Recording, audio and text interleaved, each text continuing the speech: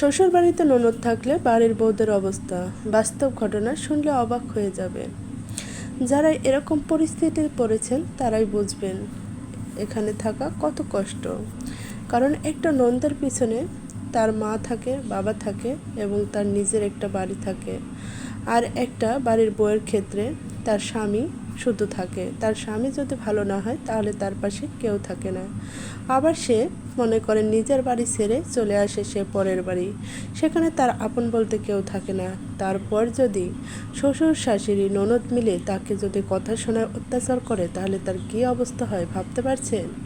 এরকমই ঘটনা ঘটেছে আমার সাথে। আজকে সেই গল্পটাই আপনাদের সাথে শেয়ার করব। দুই পরিবারের সম্মতিতেই আমাদের বিয়ে হয়। আমাদের সংসার ছিল খুবই সুখের। আমার স্বামীও চাকরি করত, আমার শ্বশুরও চাকরি করত। আমাদের সংসারে আর কেউ ছিল না, একটা ননদ ছিল।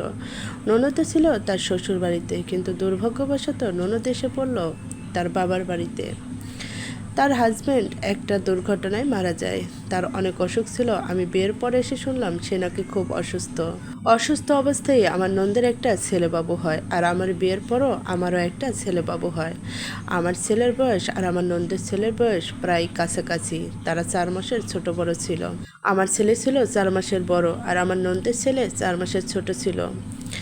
বেশ ভালোই চলছিল আমাদের সংসার জীবন। বিয়ের পর 4 বছর খুব সুখে শান্তিতে সংসার কেটে যাচ্ছিল।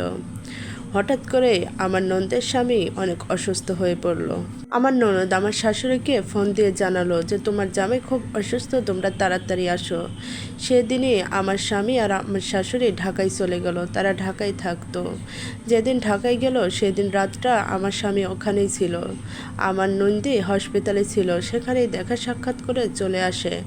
যেদিন চলে আসে সেই দিন রাত্রে আমার নন্দী মারা যায়। আমার স্বামী আবারও ব্যাক করে ঢাকায় চলে যায় এবং যেদিন যায় সেদিনই মাটি দিয়ে সাথে সাথে আমার ননদকে নিয়ে বাড়ি চলে আসে। কারণ আমার ননদ থাকতো ভাড়া বাসায়, তাদের কোনো নিজস্ব বাসা ছিল না। ঢাকায় থাকতো কিন্তু কোনো নিজস্ব বাসা ছিল না। ওখানে কে দেখবে, কোথায় থাকবে? তার শাশুড়িরা থাকতো গ্রামে, তাকে দেখার মতো কেউ ছিল না। সঙ্গে সঙ্গে তাকে নিয়ে চলে আসলো।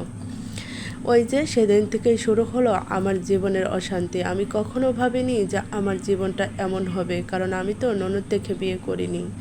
আমি তো এসেছিলাম একা, কিন্তু এরকম ঘটনা হবে আমি ভাবতেও পারিনি। সবই ভাগ্যের খেলা। আমার ভাগ্যে এটা ছিল তাই হয়েছে। কিন্তু সে তো এটা মনে করছে না। সে মনে করছে আমি তো বাবার বাড়ি এসেছি, আমার জোরই আলাদা। কিন্তু এটা ভাবে না যে এই বাড়ি থাকার অধিকার তো আমার এখন নেই। এটা তো পরের মেয়েরই থাকার কথা। সে এসেছে বেশ ভালোভাবে থাক, কিন্তু না, তার জোর, তার অধিকার বেশি। আর বুঝতেই তো পারছেন মা বাবা বেঁচে থাকলে যা হয়, কোনো কিছু লাগলেই মনে করেন যে বাবা মা সহ শুরু করে দেয়। একাত্ম না, তার সাথে আরও দুজন। আর তো সে পরের মেয়ে, তার সাথে তো যোগ দেওয়ার কেউ নেই। ঝামেলা হলে আমি যদি বলি একটা কথা, তারা বলে 10টা কথা। আমার ছেলেকে নিয়ে প্রথম ঝামেলা শুরু হয়। আমার ছেলে আর আমার নন্দের ছেলে সমবয়সী ছিল। আমার ছেলেটা ছিল একটু বেশি দুষ্ট, আর আমার নন্দের ছেলে তো বাসায় থাকতো, সে অতটা চালু ছিল না। আমার ছেলে বেশিরভাগ নাড়ানাড়িটা বেশি করতো, যেটা আমি স্বীকার করছি। যদি কোনো সময় খেলতে বসে তার গায়ে হাত লেগে যেত তাহলেই মনে করেন শুরু হয়ে যেত ঝামেলা। এটা নিয়েই প্রথম ঝামেলা শুরু হলো। একদিন আমার ছেলে খেলা করছিল, তার সাথে আমার নন্দের ছেলে ছিল। সে ধুলা লেগেছিল আর ধুলাটা আমার নন্দের ছেলের গায়ে মুছে দিয়েছিল। এটা নিয়েই ঝামেলা। তারা তো বাসায় থাকতো, এসব পছন্দ করে না। কিন্তু এখানে এসেছে সব কিছু তো মানিয়ে নিতে হবে, এটাই সে বুঝতো না। তার একটাই কথা, আমি এসব সহ্য করতে পারবো না। নিজের ভাইয়ের ছেলে, আর একটাই ভাই, একটা ভাইয়ের একটাই ছেলে, তাও তাকে সহ্য করতে পারতো না। এ নিয়ে যদি আমি কোনো কিছু বলতাম, মনে করেন যে সবাই মিলে এসে আমার সাথে ঝামেলা শুরু করে দিত। এসব নিয়ে একদিন আমার শাশুড়ি বলে, তুমি যদি থাকতে না পারো বাবার বাসায় চলে যাও, আমার অসহায় মেয়েকে নিয়ে তুমি কোনো কথা বলবে না। তাহলে চিন্তা করতে পারছেন, সে অসহায় কিন্তু সে দেবে থাকবে না। সে কথা বলেই যাবে, ঝামেলা করবে, আর সব কিছু বাড়ির বউকে সহ্য করতে হবে।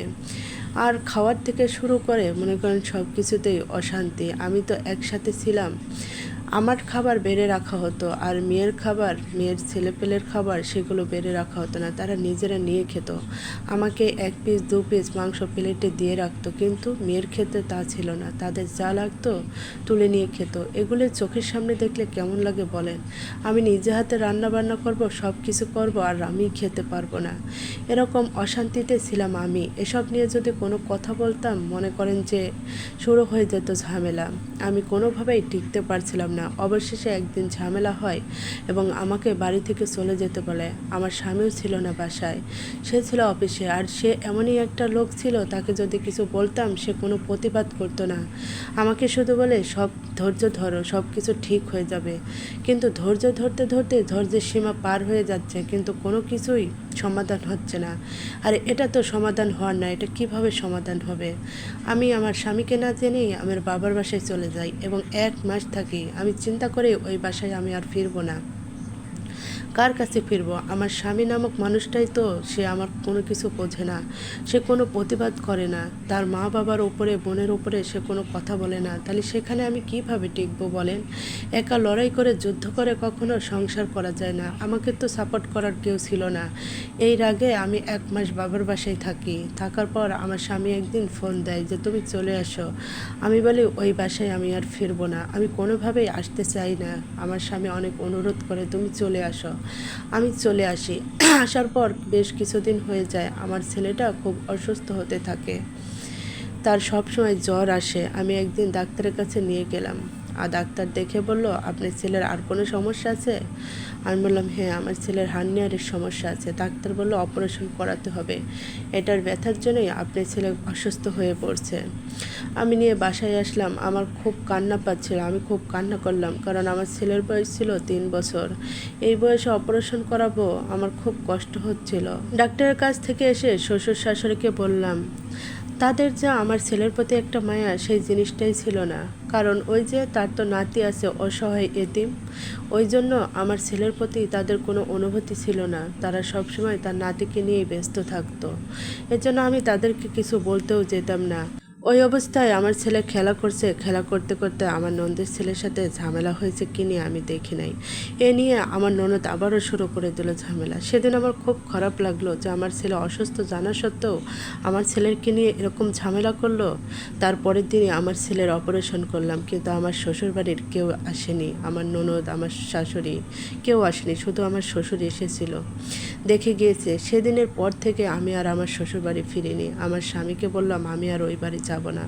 আমার সন্তানকে নিয়ে আমি আমার বাবার বাসায় গিয়েছিলাম। ওখানে 1 মাস থেকে আমি বাসা ভাড়া করে বাসায় উঠেছি।